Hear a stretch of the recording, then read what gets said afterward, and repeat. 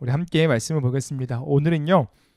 창세기 6장 1절에서 8절 말씀을 통해 모두가 괜찮다 할 때 나는 이란 제목으로요. 함께 말씀을 나누고자 합니다. 그러니까 우리의 가치관이 타인의 시선이나 어떠한 사회적 분위기, 어떠한 특정한 집단의 가치관에 따라서 나의 가치관이 종종 흔들릴 때가 있곤 하는 것 같습니다. 그래서요. 분명히 잘못된 일임에도 불구하고 모두가 괜찮다고 말하면 그게 정말로 괜찮은 것처럼 느껴질 때가 있는 것 같아요. 그래서 우리는 안 좋은 것임에도 불구하고 그것을 따라서 행동하죠. 예를 들어서 이런 겁니다. 모두가 만약에 컨닝을 한다면 우리는 나도 모르게 컨닝을 하게 되죠. 모두가 대리 출석을 하면 나도 그것이 괜찮은 줄 알고 하게 되죠. 모두가 탈세를 하면 나도 어느 정도의 탈세는 괜찮다고 생각하고 탈세를 하죠. 우리가 그러한 행동을 하는 이유는 딱 하나인 것 같아요. 모두가 괜찮다라고 하니까 요 정도는 괜찮아라는 그 가치관이 나를 흔들어 놓는다라는 거예요. 여러분 이런 모습들을 어떻게 보면요. 이러한 어떠한 모두가 괜찮다라고 하는 이 집단의 어떠한 가치관이요. 때로는 이 세상에 어떠한 거대하고 어떠한 큰 흐름의 죄를 만들어내는 것 같습니다. 그리고 이는 죄가 얼마나 집요하고 거대한 흐름이 될 수 있는지를 보여주는 하나의 작은 예라고 저는 생각을 합니다. 오늘 우리가 읽었던 이 말씀은요. 죄가 얼마나 집요하고 거대한 흐름이 될 수 있는지를 이야기하는 말씀이에요. 그리고 더 나아가서 그 집요하고 거대한 죄의 흐름 속에서 우리는 어떻게 하나님의 사람으로 살아남을 수 있는지, 살아갈 수 있는지를 이야기하는 게 오늘 말씀이라고 생각합니다. 그래서 오늘 시간 창세기 6장 1절에서 8절 말씀을 통해 이 거대한 죄의 흐름 속에서 우리는 어떻게 살아가야 하는지를 한번 말씀을 통해서 함께 살펴보도록 하겠습니다. 여러분 이 창세기 6장 1절에서 8절은요. 9절부터 시작되어지는 노아의 이야기의 예고편에 해당되어집니다. 이 예고편은요. 크게 두 가지로 나뉠 수 있는데요. 창세기 6장 1절과 4절이 하나고요. 그 다음에 5절과 8절이 하나예요. 창세기 6장 1절과 4절은요. 하나님의 아들들과 이 사람의 딸들에 대한 결혼의 이야기를 다루고 있습니다. 그리고 6장 5절에서 8절은요. 인간의 악함에 대한 하나님의 심판에 대한 어떠한 예고, 고지를 다루고 있죠. 그래서 오늘은요. 이 두 가지 큰 흐름을 따라서 말씀을 좀 한 번씩 살펴보도록 하겠습니다. 먼저요. 이 창세기 6장 1절에서 4절에서 다루고 있는 이 하나님의 아들들과 사람의 딸들에 대한 이야기를 살펴보고자 하는데요. 1절은요. 먼저 이렇게 이야기합니다. 우리 1절 한번 같이 읽어보겠습니다. 읽겠습니다. 사람이 땅 위에 번성하기 시작할 때에 그들에게서 딸들이 나니. 아멘. 1절은 이렇게 이야기하죠. 사람이 땅 위에 번성하기 시작할 때다라고 이야기합니다. 그러니까 이 번성은요. 우리가 지금까지 창세기를 쭉 봐왔던 것처럼 생육하고 번성하라는 하나님의 은혜가 연속적으로 유지되고 있다는 것을 우리 6장 1절에도 또 표현하고 있는 거예요. 그러니까 여전히 이 땅에는 하나님의 은혜가 존재한다라는 것이 표현되어지고 있다라는 거죠. 그리고 이런 하나님의 은혜 속에서 오늘 말씀은 특별히 1절에서 딸들이 낳다라고 이야기를 합니다. 성경에서요, 이 딸에 대한 그러니까 딸의 출생에 대한 기록은요, 매우 특별한 기록이에요. 왜냐하면 이 고대 문서에서 여자의 출생을 기록하는 사건은요, 드뭅니다. 그러니까 남자가 아니라 여자의 출생을 기록한다라는 것은 특별한 메시지가 그 안에 들어가 있다라는 것을 의미해요. 그리고 오늘 성경은요, 이러한 은혜 속에서 이 구약의 딸들에 대한 어떠한 이 딸들에 대한 출생에 대해서 2절에 이렇게 좀 자세히 표현을 하는데요. 뭐라고 표현하냐면 이렇게 표현합니다. 하나님의 아들들이 사람의 딸들의 아름다움을 보고라고 이야기해요. 그러니까 그냥 딸이 아니라 사람의 딸들이라고 표현합니다. 여기서 우리가 한번 좀 생각해 봤으면 좋겠어요. 이 사람의 딸들이라는 것은요, 대체 어떤 존재일까요? 사람의 딸들이란 대체 누구일까요? 이 사람의 딸들이란요, 먼저 제가 해석하는 해석부터 말씀을 드리면요, 가인의 후손을 의미한다라고 저는 생각을 합니다. 가인의 후손이요. 물론요, 이 사람의 딸들이라는 이거에 대한 해석이요, 되게 여러 가지가 있어요. 그러니까 다양한 견해들이 있습니다. 왜냐하면 이 사람의 딸들에 대한 해석은요, 2절과 4절에 등장하는 하나님의 아들들에 대한 해석과 맞물려 있는데 하나님의 아들을 어떻게 해석하느냐에 따라서 사람의 딸들의 존재가 달라지기 때문이에요. 그래서요, 우리가 이 하나님의 아들을 어떻게 해석하느냐도 정말 중요한데 하나님의 아들들을 해석하는 견해 중에 여러 견해가 있지만 제가 가장 유력한 견해 두 가지 중에 한 가지를 먼저 좀 소개를 해드리고자 합니다. 한 가지는 무엇이냐면요, 이 하나님의 아들들을요 천사로 해석하는 견해가 있습니다. 그러니까 천상의 존재를 의미한다라고 이야기하는 거예요. 그러니까 이 견해가 주장하는 바는 이런 건데요, 구약의 다른 곳에서 하나님의 아들들이라는 표현이 쓰인 그곳에서 그 아들들은 실제로 천상의 존재를 의미했다라는 거예요. 실제로 말씀을 쭉 읽다 보면요, 욥기서 1장 6절에요 이런 말씀이 있습니다. 하루는 하나님의 아들들이 와서 여호와 앞에 섰고 사탄도 그들 가운데에 온지라. 아멘. 6절에 이렇게 이야기하고 있는 거예요. 무슨 말이냐면 욥기 1장 6절은요 하나님의 천상회의를 그리고 있습니다. 그리고 하나님 앞에 선 그 하나님의 아들들은 누구냐? 천사라는 거예요. 그러니까 사람이 아니라는 거죠. 그러니까 여기서 표현되어지는 이 하나님의 아들들이 곧 천사니까 창세기 6장 2절과 4절에서 등장하는 이 하나님의 아들들도 사람이 아니라 천상의 존재, 천사를 의미하는 겁니다 라고 해석하고 그 견해를 내놓는 겁니다. 그러나 이런 견해를 반대하는 자들도 있어요. 왜냐하면 2절에서 이야기하는 하나님의 아들들이 사람의 딸들의 아름다움을 보고 자기들이 좋아하는 모든 여자를 아내로 삼는지라 라고 이야기하고 있단 말이죠. 여기서 아내로 삼는다라는 무슨 말이냐면요, 그러니까 여자와의 결혼을 의미한다라는 거예요. 그런데요, 천사들과 여자들 사이에서의 결혼? 상상하기가 어렵다라는 거죠. 그리고 심지어요, 마태복음 22장 29절에서 30절에서요 예수님은요 이렇게 이야기해요. 부활에 대한 논쟁을 하시면서 이렇게 말씀하시는데 한번 읽어볼까요? 읽겠습니다. 자, 시작. 예수께서 대답하여 이르시되 너희가 성경도 하나님의 능력도 알지 못하는 거로 오해하였도다. 부활 때에는 시집도 아니가고 하늘에 있는 천사들과 같으니라. 아멘. 천사들처럼 시집도 장거도 아니 간다라는 것은 무슨 말이에요? 천사들에게는 결혼이 없다라는 거죠. 그러니까 이와 같은 말씀에 근거해서 하나님의 아들을 천사로 보기에는 좀 무리가 있다라고 반대하는 자들도 분명히 있습니다. 여러분, 저는 그래서요 되게 유력한 이런 하나님의 아들들에 대한 해석에 대한 견해 중에 이 천사라는 견해보다요 어떤 견해가 더 건강하고 더 좀 정답에 가깝지 않을까라고 생각을 하냐면 이 셋의 후손이다라는 해석이 더 가깝다라고 생각을 합니다. 셋의 후손. 그러니까 그래서 이 셋의 후손이기 때문에 그와 대조되는 어떤 지점에 있어서 이제 사람의 딸들은 가인의 후손이라고 해석하는 게 더 건강하다라는 거예요.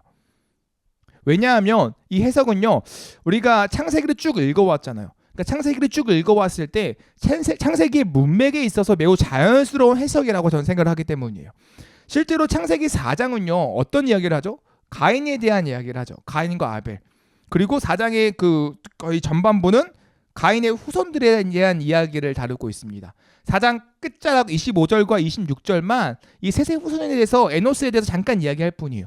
그리고 이어서 창세기 5장은 뭘 이야기하냐면 셋의 후손에 대한 계보를 쭉 이야기할 뿐이에요. 그러니까 창세기 4장에 소개된 가인의 후손으로 인하여 5장에 소개된 셋의 후손이 6장에 이르러 어떻게 해요? 죄가 동화되었다. 그러니까 죄가 점점점 심해지고 있다라는 모습을 4장과 5장과 6장을 통해서 되게 매끄럽게 보여주고 있다라는 거예요. 그러니까 죄가 발전해가는 사실을 너무 잘 보여주고 있다라는 거죠. 그래서 이런 문맥의 흐름 때문에 저는요 이 하나님의 아들들을 셋의 후손으로 해석하고 사람의 딸들을 누구요? 가인의 후손으로 해석하는 게 더 건강한 해석이다라고 저는 생각을 합니다. 또 실제로요 구약 성경에서는요 하나님의 아들들과 사람의 딸들이라는 표현처럼요 뭔가 완전히 대비되는 표현을 사용하는 경우가 종종 있어요. 그러니까 하나님의 아들들도 사람이에요. 사람의 딸들도 사람이에요. 그런데 하나님과 사람이라는 대조되는 어떤 표현을 씀으로써 어떤 특별한 존재를 부각시키는 어떤 관용법이 존재한다라는 거예요. 예를 들어 뭐가 있냐면요. 시편 73편 5절에 이런 말씀이 있습니다. 사람들이 당하는 고난이 그들에겐 없고, 여러분 그들도 사람이겠죠. 사람들이 당하는 재앙도 그들에게 넘나니. 그들도 사람이에요. 같은 사람이지만 다른 사람의 어떤 느낌을 표현하는, 대비를 확 줘서 표현하는 이러한 표현법이, 관용법이 존재한다라는 거죠. 그래서 하나님의 아들들도 분명히 사람이지만 하나님이라는 단어를 쳐서 특별 하나님의 택하심, 그 은혜를 표현하고, 사람의 딸들도 사람이지만 아무것도 아닌 존재로서의 사람을 표현하는 그러한 관용법이로서의 표현이 오늘 이 말씀의 표현이다라고 저는 생각합니다. 그래서요, 이와 같은 해석에서 이 말씀들을 쭉 풀어가면요, 이렇게 2절을 이야기할 수 있어요. 셋의 후손들이 자신들이 좋아하는 가인의 딸들을 모두 아내로 삼았다 라고 2절을 해석할 수 있는 거예요. 그러니까 셋의 하나님의 택한 자녀들의 그 아들들이 자신들이 좋아하는 그 가인의 딸들을 모두 아내로 삼았다라는 거예요. 여러분, 이것은요, 성경이 이야기하는 셋의 후손들의 죄입니다. 죄. 그러니까 하나님의 아들들이 범하고 있는 그 죄의 모습을 지금 기록하고 있다라는 거예요. 어떤 죄가 있냐면요, 여러분, 하나님의 아들들은요, 하나님의 부여하신 거룩을 훼손했다라는 거예요. 셋의 후손과 가인의 딸들의 결혼은요, 거룩을 훼손하는 것을 의미합니다. 그러니까 하나님이 구별하심을 무너뜨리는 것을 의미해요. 실제로요, 이 이스라엘 백성들이 이방 족속들과 혼인함으로써 그들의 거룩함을 잃어버리고 그것이 그들에게 큰 죄가 되었던 것처럼, 하나님의 아들들이 사람의 딸들과 결혼함으로써 하나님의 아들들이 가져야 하는 그 거룩함을 잃어버렸다라는 거예요. 이게 죄라는 거죠. 구약 성경에요, 우리 솔로몬 왕이 있지 않습니까? 솔로몬 왕이요, 무엇 때문에 무너졌을까요? 이방 나라와의 외교 정책으로 인하여 이방의 어떠한 나라의 공주들과 혼인하는 혼인 정책으로 이방 신들을 이스라엘이 가져오게 되죠. 그리고 신들을 섬기고 그것으로 인하여 그것이 죄가 되어 무너졌다라는 거예요. 그리고 성경은요, 그와 같이 우상 숭배하는 행위를 가르쳐 뭐라고 이야기하냐면요, 음행이다라고 이야기를 하죠. 음행. 여러분, 그래서요, 이와 같은 모습들이 그러니까 후손들, 하나님의 아들들이 보여주는 죄의 모습이었다라는 거예요. 또요, 이와 같은 모습이 어떤 죄의 모습을 가리키냐면요, 자기 중심성을 가지고 살아가는 삶의 모습을 보여주고 있다라는 거예요. 무슨 말이냐면요, 2절에 이렇게 이야기합니다. 자기가 좋아하는 모든 자를 아내로 삼았다라고 이야기해요. 그러니까 자기가 좋아하는 사람을 모두 아내로 삼았다라는 거예요. 행동의 기준이 뭐예요? 자기죠. 내가 좋아하는 거죠. 내가 끌리면 행동하는 거예요. 여러분, 셋의 후손들은 이렇게 살면 안 됐습니다. 하나님의 말씀하셨던 그 특별한 말씀에 따라서 행동해야 하는 게 셋의 후손들의 모습이었어요. 그러나 그들은 그렇게 하지 않았죠. 또 심지어 어떤 자들은 뭐라고 이야기하냐면요, 모든 아내로 삼았다, 모든 자를 아내로 삼았다라는 것이 그들이 갖고 있는 음행을 보여준다라고 이야기하는 학자들도 있습니다. 그러니까 성경에서 이야기하는 결혼관계의 올바른 모습은요, 갑자기 생각이 안 나네요. 일부일처제예요. 한 남편과 한 여자의 관계를 건강하게 이야기한다라고 이야기하죠. 그래서 일부 다처제만 생각나고 갑자기 생각이 안 나는 거예요. 왜 그럴까요? 어쨌든 일부 다처제를 옹호하지 않는 거죠. 근데 여기의 모습은 일부 다처제의 모습이 들어가 있다. 그래서 셋의 후손들이 하나님의 아들들이 범하는 죄의 모습이 기록되어져 있다라고 이야기합니다. 여기서요, 그러니까 셋의 후손들, 하나님의 아들들이 범하는 죄의 모습들이 2절 안에 이렇게 표현되어지고 있는 거예요. 여러분, 그래서요, 오늘 1절과 이 2절에서 등장하는 이 딸들의 등장은요, 특별한 메시지를 우리에게 전해줍니다. 무슨 메시지냐면요, 하나님의 은혜 속에서도 죄는 여전히 우리와 함께하고 우리의 삶에 등장한다라는 거예요. 하나님의 자녀들인 택한 백성들에게 사람의 딸들이 등장해서 유혹할 거라는 거죠. 그리고 그 유혹 속에서 많은 하나님의 아들들이, 하나님의 자녀들이 속수무책으로 무너질 것이야 라는 모습들을 미리 보여주고 있다라는 거예요. 여러분, 생각해 볼게요. 하나님의 아들들이요, 개판이 아니었어요. 그러니까 무슨 말이냐면, 하나님의 아들들이요, 그래도 잘 살았단 말이죠. 우리가 건너뛰긴 했지만 창세기 5장의 계보를 보면요, 특별히 하나님의 은혜를 따라 살아갔던 인물이 등장합니다. 에녹이라는 인물이 등장하죠. 하나님과 동행했다라는 정말로 엄청난 칭찬을 받았던 자들이 등장해요. 그러니까 그 후손들이요, 그렇게 막 나쁘게만 살지는 않았던 것 같아요. 그러나 그럼에도 불구하고 그 후손들이 어떻게 해요? 사람의 딸들을 취한다라는 거죠.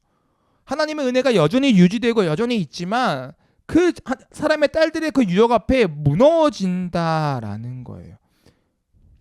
여러분, 이 딸들이 주는 매력은요, 우리가 생각하는 것 이상으로 실로 어마어마했을 겁니다. 오늘 4절에서요, 이렇게 이야기하는데요. 우리 4절 한번 읽어볼게요. 4절 말씀이 기가 막힙니다. 읽겠습니다. 자, 시작. 당시에 땅에는 네피림이 있었고 그 후에도 하나님의 아들들이 사람의 딸들에게 돌아와 자식을 낳았으니 그들은 용사라 고대의 명성이 있는 사람들이었더라. 아멘. 여러분, 여기 뭐라고 이야기하냐면 당시에 땅에는 네피림이 있었다라고 이야기를 합니다. 자, 이 네피림이라는 이 단어가요, 매우 해석하기 어려운 단어예요. 이 단어는요, 성경을 읽다 보면 딱 2번 나옵니다. 오늘 우리가 읽었던 이 창세기 6장 4절가요, 민수기 13장 34절에서만 사용되어지는 단어예요. 이 단어가 어떤 존재를 뜻하느냐에 대한 논의도 너무너무나 많습니다. 너무나 많아요. 실제로 천사로 해석하는 사람들은요, 그러니까 하나님의 아들들의 천사로 해석했던 사람은요, 그 천사와 사람의 어떤 관계를 통해서 나온 후손이 네피림이다라고 이야기하는 사람들도 있습니다. 근데 우리는 그렇게 해석하지 않았죠. 그럼 우리는 이 네피림을 어떻게 봐야 할까요? 민수기 13장 33절에서요, 이 네피림을요, 어떤 종족이라고 이야기하냐면 팔레스타인에 거주하는 그 또한 이 신장이 크고 거대한 어떤 체구를 갖고 있는 인물들을 가리켜 네피림이다라고 소개하고 있습니다. 그러니까 무슨 말이냐면요, 위압적인 신장을 가진 인물을 표현하는 단어로서 네피림이라고 이야기한다라는 거, 마치 골리앗 같은 사람을 이야기하는 거죠. 그러니까 일반적으로 고대 사회에서 넘볼 수 없는 엄청난 힘과 권력을 가지고 있는 인물을 향해서 네피림이라고 표현했다라는 거예요. 민수기 13장 33절에서는요. 저는 이것을요, 동일하게 창세기 6장 4절에서도 해석해야 되지 않나? 라고 생각을 합니다. 여러분, 그렇게 네피림은 사람이에요.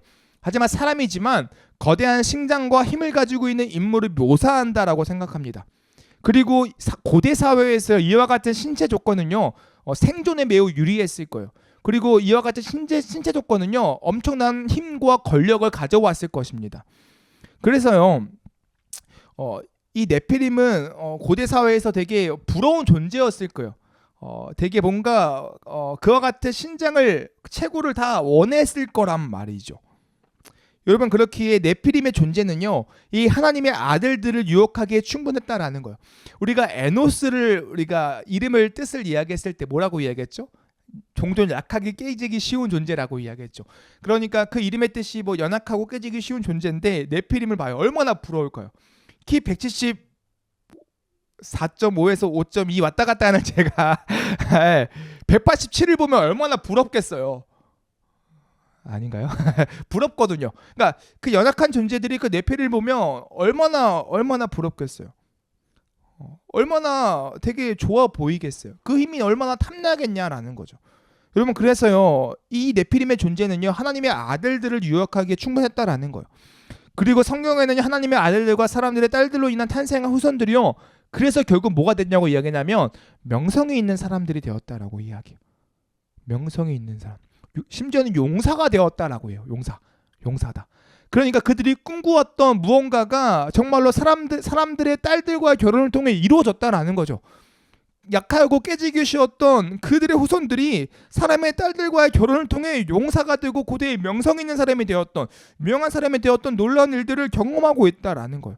여러분, 그래서요, 당시에 하나님의 아들들과 사람의 딸들의 결혼은 매우 긍정적이었을 겁니다.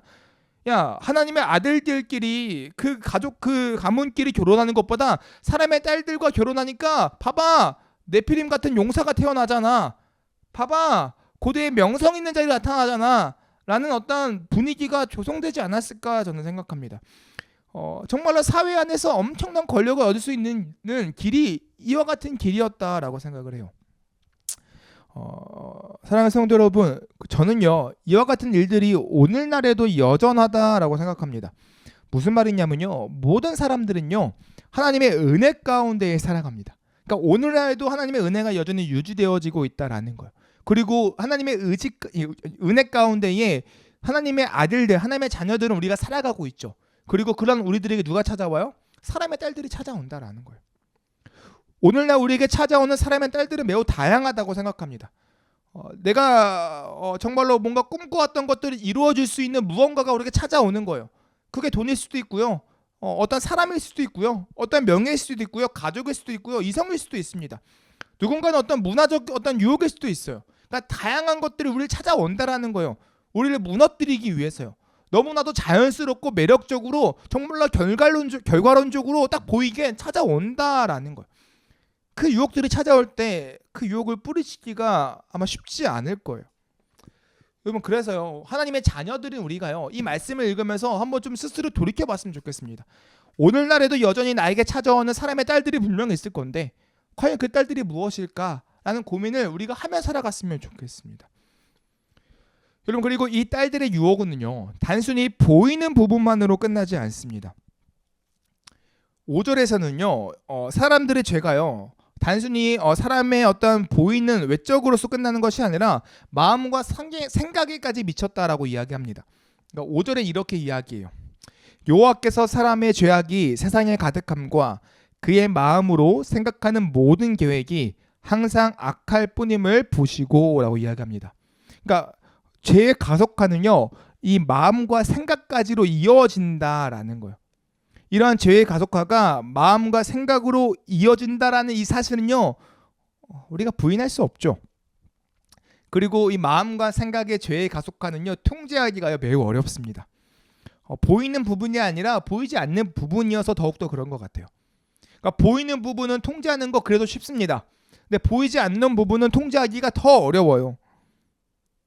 실제로요, 차 안에서 운전을 할 때 누군가가 운전을 정말로 사랑스럽게 해요. 그러면 입 밖으로 보이는 어떠한 이 말을 통제하기란 그나마 좀 가능해요. 누가 옆에 있으면. 근데 속으로 하는 어떠한 이 죄악들은요, 통제하기가 어려워요. 보이지 않으니까. 이미 마음속에서 별 이야기를 다 했어요. 입으로 못 꺼내지만 마음속으로는 다 했어요. 어렵다라는 거죠. 이게요, 죄의 유혹이에요. 죄의 가속화예요. 단순히 보이는 것에만 네피림과 같은 용사와 보이는 것에만 유혹이 있는 것이 아니라 마음과 생각에까지도 이 죄의 가속화가 이루어진다라고 성경은 이야기하고 있다라는 거예요. 자, 그리고요, 성경은요, 더 무서운 것을 우리에게 더 이야기합니다. 이 죄의 가속화가요, 그러니까 보이는 것과 보이지 않는 것의 죄의 가속화가요, 개인이 아니라 집단에 초점이 맞춰져 있다라는 거예요. 그러니까 나 혼자가 아니라 모두가 그렇게 산다라는 거죠. 그래서 마치 그래도 되는 것처럼 느껴지게 만든다라는 거예요. 오늘 2절 말씀에요, 이렇게 이야기하고 있습니다. 한번 같이 읽어보겠습니다. 읽겠습니다. 시작. 하나님의 아들들이 사람의 딸들의 아름다움을 보고 자기들이 좋아하는 모든 여자를 아내로 삼는지라. 아멘. 2절에서 이렇게 이야기하죠. 하나님의 아들들과 이 사람의 딸들이다라고 표현을 합니다. 여러분, 어떻게 보면요, 이 창세기 3장과 4장은요 개인의 죄에 대해서 기록하고 있어요. 물론 창세기 3장은요 아담과 하와여서 개인이 아닌데라고 이야기할 수 있지만 그래도 거의 개인의 초점이 맞춰져 있습니다. 아담의 죄 이렇게요. 그리고 4장은요 가인의 죄. 3장과 4장은요 인간이 정말로 얼마나 타락한 존재인지를 보여주면서 개인에게 초점이 맞춰져 있다면 이 창세기 6장은 다릅니다. 집단에 초점이 맞춰져 있어요. 하나님의 사람들이 죄를 범했다라고 이야기를 하고 있다라는 거죠. 그러니까 집단이 행하는 죄의 모습이 적나라하게 표현되어지고 있다라는 거예요. 여러분, 죄의 집단성이 가져오는 이 힘은요 실로 어마어마합니다. 우리는 이것을 너무나 잘 알고 있죠. 모두가 옳다고 이야기할 때 아니라고 이야기하는 게 정말 쉽지 않습니다. 1 더하기 1은 2라고 우리는 다 이야기를 하죠. 그런데요, 모여있는 99명이요 4라고 이야기한다면 혼자 2라고 이야기하기가 쉽지 않다라는 거예요. 분명히 정답인데도 불구하고요. 100명? 적어요? 알겠습니다. 1000명이 4라고 이야기하면 999명이 4라고 이야기하면요 한 명이요 2라고 절대 이야기 못해요. 내가 잘못 계산했나? 한번 돌이켜보게 된다라는 거예요. 이게 집단성이에요. 이게 집단의 힘이죠. 이 집단 모두가요 사람의 딸들을 원하고 있다라고 성경은 이야기합니다. 그러니까 모두가 네피림과 같은 용사를 꿈꾸고 있다라는 거예요. 이 집단에 가지고 있는 죄의 유혹을 이길 수 있는 사람이 대체 얼마나 있을까요? 모두가 괜찮다라고 이야기할 때 아니요 그건 잘못됐습니다 라고 이야기할 수 있는 사람이 대체 얼마나 있냐라는 거예요. 솔직히 저는 자신이 없습니다. 하나님의 아들들처럼 안 될 자신이 없어요. 모두 다 그렇다고 이야기하면 저도 모르게 그렇게 살아갈 것 같아요. 괜찮다라고 이야기하면 마치 괜찮아요 라고 이야기할 것 같아요. 여러분, 우리는요 사회적 존재로 창조되어졌습니다. 그렇게 공동체의 옆 사람에게요 되게 영향을 많이 받을 수밖에 없어요. 우리 모두는 연결되어져 있다라는 거죠. 결코 나 혼자 살아갈 수 있는 세상은 없다라는 거예요. 옆 사람이 너무나 중요하다라는 거죠. 여기서 우리가 생각할 지점은 딱 하나 있습니다. 무엇이냐면요, 공동체를 기도할 이유가 여기에 있다라는 거예요. 나 혼자 잘 먹고 잘 살고 나 혼자 바르게 사는 게 중요한 게 아니라 우리 모두가 함께 바르게 살아야 할 이유가 여기에 있다라는 거죠. 우리 공동체가 죄로 물들어지지 않도록 기도해야 한다라는 거예요. 그것이 곧 내가 사는 길이고 우리가 사는 길이라는 거죠. 우리 공동체가 죄로 물들어 버리면요, 나 또한 분명히 물들을 수밖에 없어요. 공동체가 잘못되었다고 부패했다고 욕할 이유가 없습니다. 나 또한 아마 비슷할 거니까. 여러분, 그래서요 우리 이 공동체가 이 집단이 하나님 앞에서 죄로 물들지 않도록 우리는 기도해야 하는 것 같아요. 그러면 우리가 기도해야 하는 공동체는 대체 무엇일까요? 저는요 가정이라고 생각합니다. 우선적으로 우리의 가정을 위해서 기도해야 돼요. 우리의 가정이 죄로 물들이지 않도록 기도해야 합니다. 또 하나님 말씀하셨던 그 거룩한 공동체가 될 수 있도록 우리는 자꾸 기도해야 돼요. 여러분, 가족 안에서 생기는 이 신앙의 문제들이 얼마나 많습니까? 가정 안에서 찾아오는 신앙의 어려움들이 얼마나 많아요.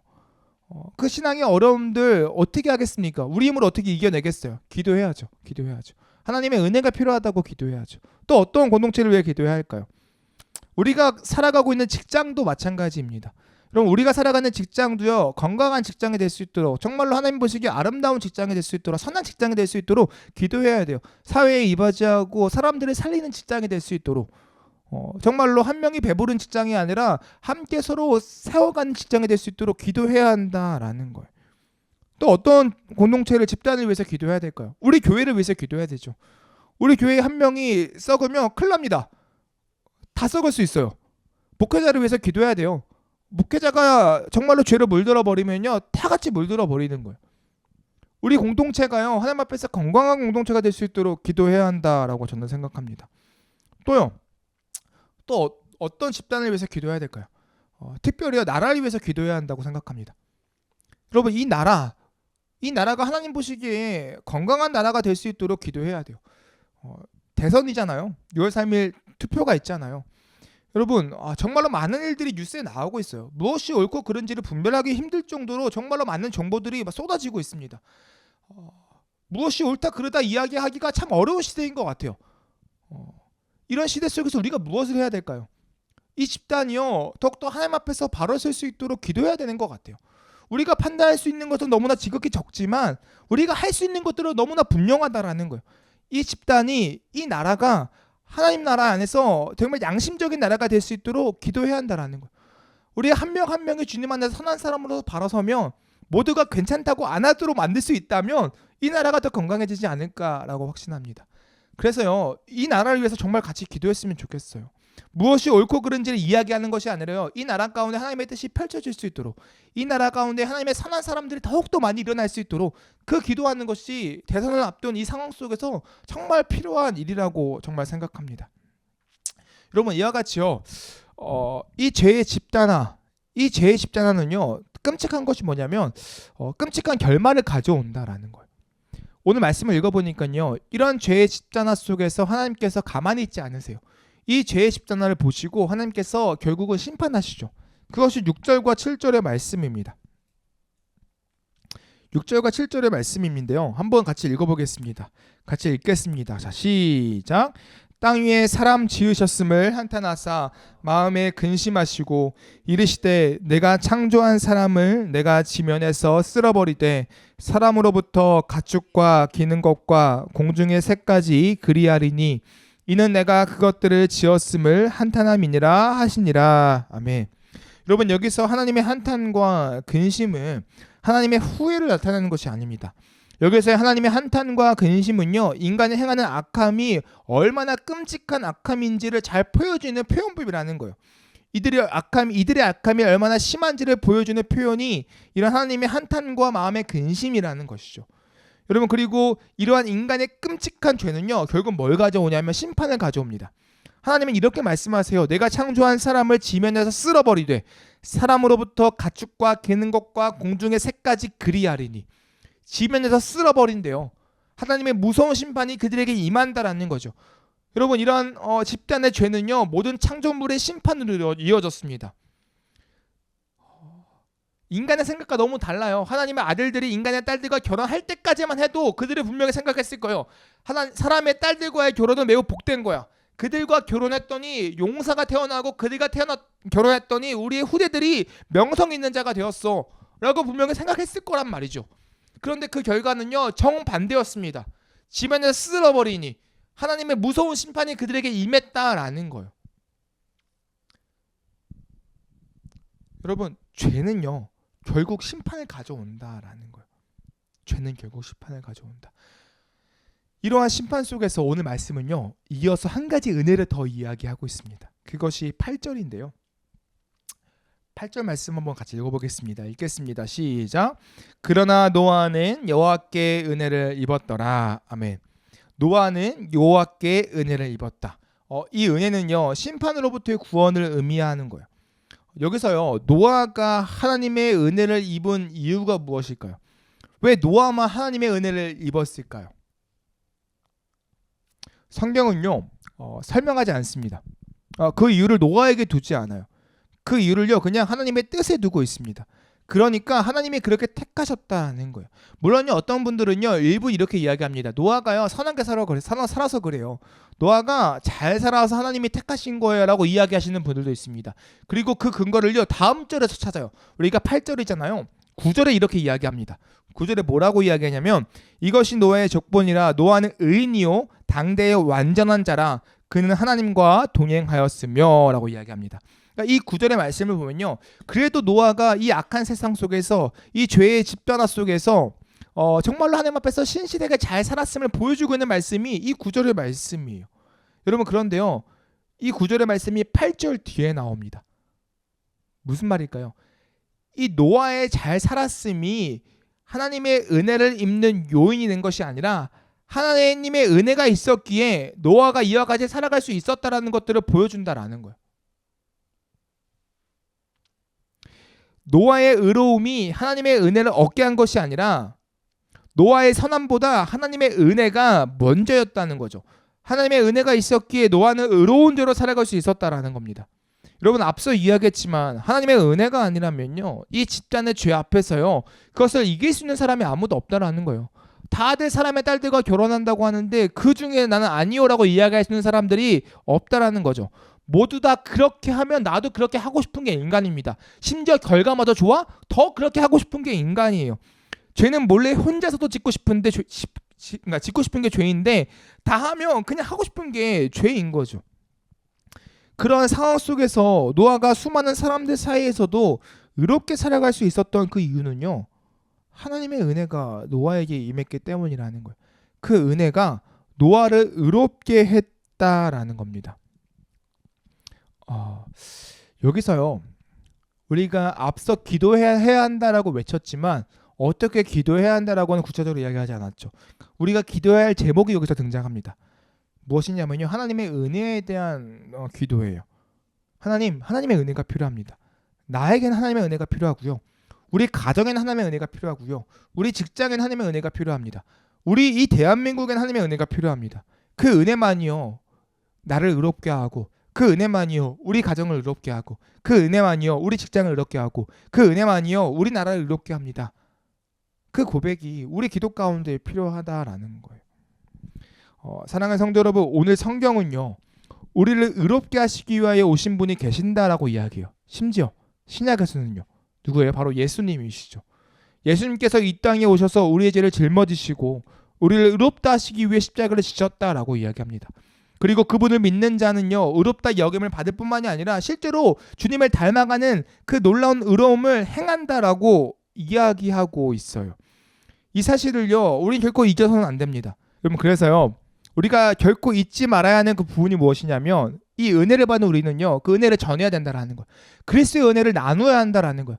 직장에서 또한 나라에서 우리가 만날 수많은 사람들이 이 은혜를 전해야 한다라는 거예요. 왜냐하면 그 은혜만이 그들을 새롭게 할 수 있으니까. 그 은혜만이 우리 그들을 선하게 할 수 있으니까. 그게 필요하다라는 거예요. 하나님께서 노아 한 사람을 통해요, 정말로 많은 일을 이루셨습니다. 이와 같이 오늘도 우리들은요, 예수 그리스도 믿는 우리들은요, 우리 한 사람을 통해 이 세상을 바꿀 수 있다라는 것을, 변화시킬 수 있다라는 것을, 많은 사람들을 구원으로 이끌 수 있다라는 것을 보여주고 있다라는 거예요. 사랑하는 성도 여러분, 그래서요, 우리의 인생이 이런 인생이 되었으면 좋겠어요. 모두가 괜찮다고 할 때 나는 아니요, 모두가 괜찮다고 할 때 나는 예수 그리스도를 이야기하는 그런 우리가 되었으면 좋겠습니다. 그리고 그러기 위해서는요, 여러분, 그 죄의 집단을 이기기 쉽지 않아요. 모두가 노라고 할 때 나온 때 예수 쉽지 않습니다. 그러기 위해서는요, 우리가 그리스도께 붙들려야 돼요.